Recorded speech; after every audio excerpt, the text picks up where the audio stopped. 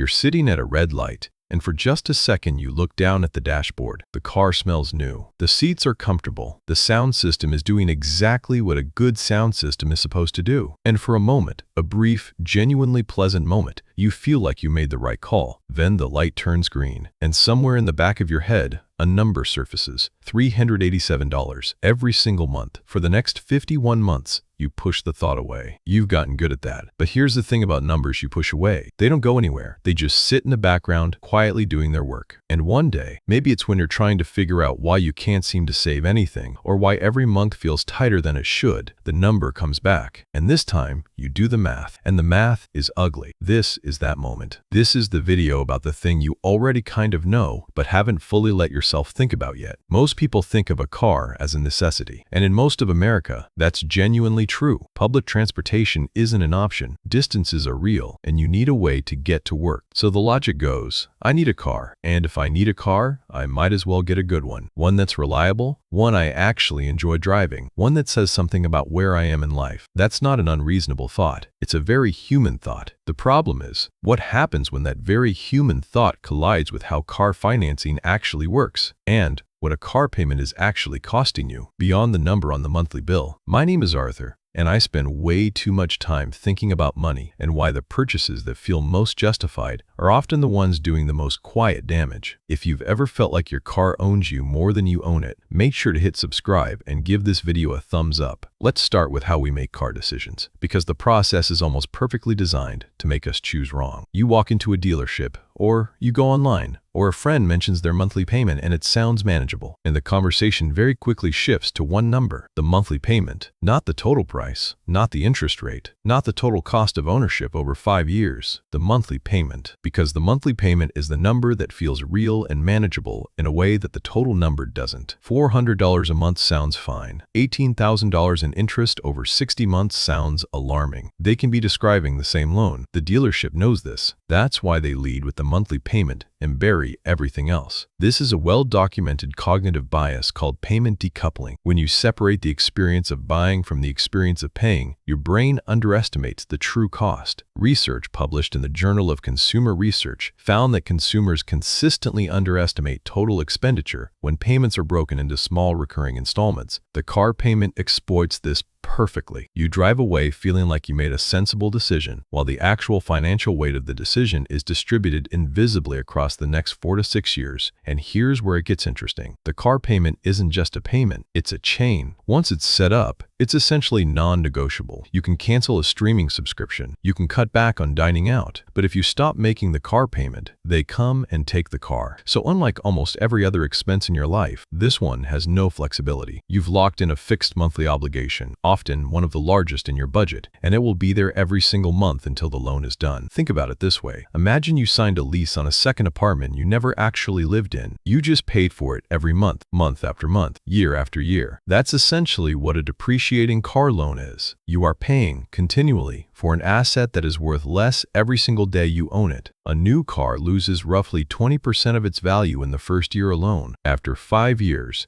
it's typically worth less than half what you paid for it. You finance the purchase price. You're paying interest on the purchase price, and the thing you're paying for is actively losing value the entire time. Now let's actually look at the math, because the numbers are more shocking than most people realize. The average new car payment in the United States as of recent data is around $730 per month. The average loan term is now over 68 months, nearly 6 years. The average interest rate on a new car loan is hovering around 7 to 8%. Depending on credit score. Run those numbers, and the average American is paying somewhere between $4,000 and $6,000 in interest alone on a single car purchase, on top of a vehicle that started losing value the day they drove it off the lot. But let's use a more conservative example. Say you finance a $30,000 car over 60 months at 6% interest. Your monthly payment is around $580. Over 5 years, you pay $34,800 total. That's $4,000 $800 in interest, paid for the privilege of borrowing money to buy something that, by the time you're done paying for it, is probably worth $12,000 to $14,000. You paid nearly $35,000 for an asset worth $13,000. The spread between what you paid and what you own is called the destruction of wealth. It happens quietly, automatically, every month. And that's before insurance, which on a financed vehicle, the lender typically requires to be comprehensive, often running $150 to $200 a month, sometimes more, and maintenance, and registration, and the slow creep of fuel costs. The American Automobile Association estimates the true all-in cost of owning a new vehicle averages over $10,000 per year when you factor in depreciation, financing, insurance, maintenance, and fuel. $10,000 a year. That's $833 a month for a car. Now here's where most people mess this up. They look at this problem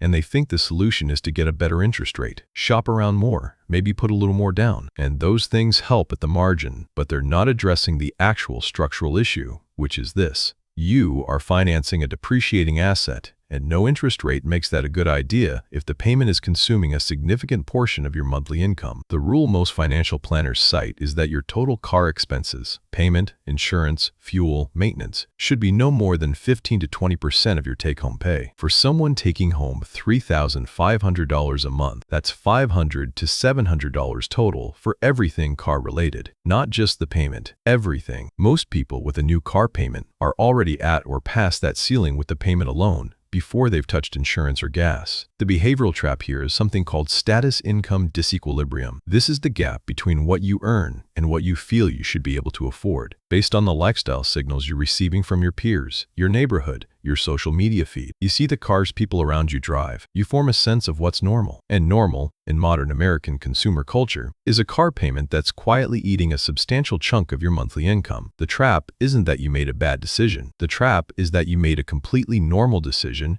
in a culture where normal is financially destructive. There's also something called the sunk cost effect that keeps people stuck. Once you're in a car loan, the thought of selling the car, especially if you're underwater on it, meaning you owe more than it's worth, feels like taking a loss. So people stay in it. They keep making the payment. They tell themselves they'll deal with it next time. But next time, they do the same thing because the dealership experience is the same, the monthly payment framing is the same, and the psychological pull of a new car is the same. Here's the practical piece. If you have a car payment right now, the first thing to do is calculate your actual monthly transportation cost, payment plus insurance, plus average monthly fuel, plus a realistic maintenance estimate divided by 12. Write that number down, look at it, then look at your take-home pay and figure out what percentage of it that number represents. If it's over 20%, you have a structural problem that no budgeting app is going to fix. The second thing, if you're coming to the end of a loan and you're thinking about your next car, this is the most important decision point. The temptation is to roll immediately into a new payment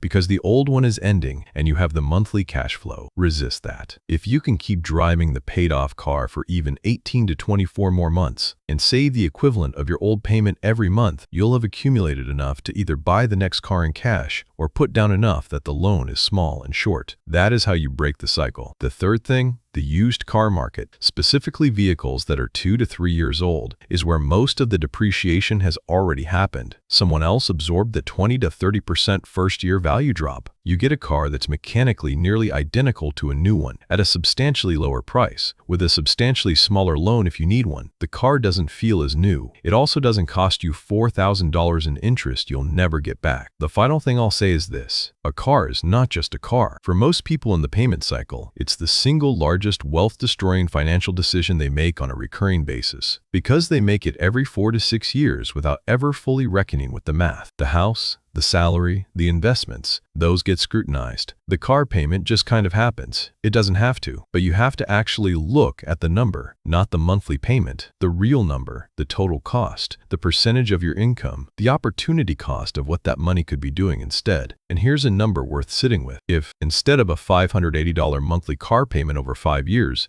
you had invested that same amount in a basic index fund earning the historical average of around 7% annually, you would have accumulated approximately $41,000 at the end of those 5 years. Not $34,000 paid for a car worth $13,000. $41,000 growing. That's the opportunity cost of the car payment, and almost nobody calculates it when they're sitting across from the finance manager at the dealership. That's not to say you can never buy a nice car. It's to say that the car payment, structured the way most people structure it, is one of the most efficient ways to convert future wealth into present depreciating metal, and doing it over and over again, loan after loan, every 4 to 6 years for your entire working life, is one of the quieter reasons why people arrive at 60 with far less financial security than their income would suggest they should have. Consider this. Someone who earns $65,000 a year for 35 years and cycles through car loans the entire time will spend, conservatively, somewhere between $80,000 and $120,000 in car-related interest alone over their working life. Not principal. Interest. Money paid for the privilege of having the car sooner. That's money that never builds equity, never compounds, never works. It simply transfers from your account to the lender's, month after month, decade after decade, without you ever fully noticing because each individual payment feels manageable. The system is not designed against you. It's just not designed for you either. Car dealerships are in the business of selling cars and financing. Banks are in the business of earning interest. Neither of them has any structural incentive to help you calculate the true 40-year cost of your car buying habits. That calculation is your job, and most people never do it. There's one more psychological layer worth understanding. Research on what's called pain of paying shows that when payment is delayed or automated, as with monthly installments debited automatically, people experience significantly less financial discomfort than when they pay in cash or in lump sums. A car payment on autopay barely registers emotionally, even when it's $600 a month. Cash is visceral. Autopay is invisible. The financing industry figured this out a long time ago. You barely feel the money leaving because it leaves automatically, quietly, before you've even thought about your budget for the month. This is why people with car payments often report that they feel like they have less money than they should, but they can't quite identify where it goes. It went to the car. It's always gone to the car. It just went quietly. So what's the actual path forward? It starts with honesty. Look at your total car cost this month, not the payment, all of it, and write down the number. Then ask yourself whether you'd consciously choose to spend that amount on transportation if you were making the decision fresh today, knowing everything you now know about depreciation and interest and opportunity cost. If the answer is no, you have information you didn't have before, and information, properly used,